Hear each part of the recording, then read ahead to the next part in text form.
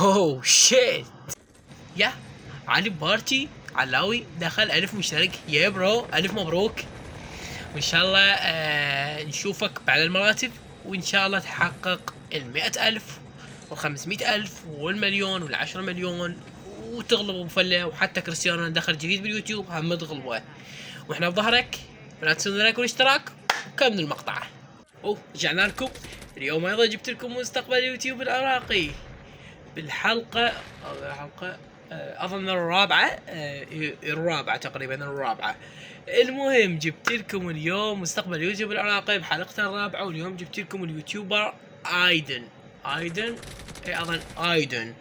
هذا اليوتيوبر يعني صدق يوتيوبر خرافي، صدق يوتيوبر اذا تشوف مقطع واحد إلا لازم تكمل المقطع، ما تخرج الا حاط لايك واشتراك ومفعل زر الجرس ومسوي له شير وكل شيء مسوي له. هذا اليوتيوبر واحد عراق. راح اخليكم مع لقطات من مقاطعه. الأمور اللي شدت انتباهي هو تنوع أساليب القتال والقدرات عند ووكونغ. اللعبة تعطيك مجموعة كبيرة من القدرات اللي ممكن تستخدمها في القتال، مثل التحول إلى حيوانات.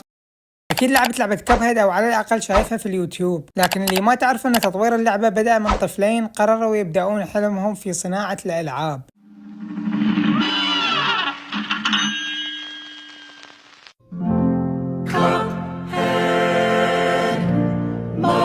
2020 نزلت لعبة فول. في 4 أغسطس 2020 نزلت لعبة فول جايز، وبسرعة هائلة جذبت أكثر من 1,000,000 لاعب في أول يوم فقط من إطلاقها. اللعبة كانت تقدم تجربة مبتكرة وفريدة من نوعها، سباقات وتحديات. غني صور المقاطع الثلاثة طلع لكم من قناة ايدن، راح تطلع لكم هنا امامكم بالشاشة، والروابط بالوصف. انت يا ول بربك، تعال شوف لي هاي الاحصائيات مال المشتركين وغير مشتركين، وبربك يعني هاي هم احصائيات والله حبشي. انت جاي شوف هذا المقطع، اذا ما مشترك ولا حاط لايك انت جاي، فهمت؟ انت جاي، فاشترك وحط لايك وفعل زر الجرس، فانت تصير انسان عادي، تصير انت انسان مؤمن. بس اذا هاي انت جاي يا ول جاي، لك شنو هاي المصيبة؟ لك صدق انت ما مشترك بقناة علي بارتي؟ لا اذا ما مشترك بقناة علي بارتي وبقناة بن احمد وبقناة ايدن انت جاي اكسر ترى ما ادري ايش يصحوا هاي.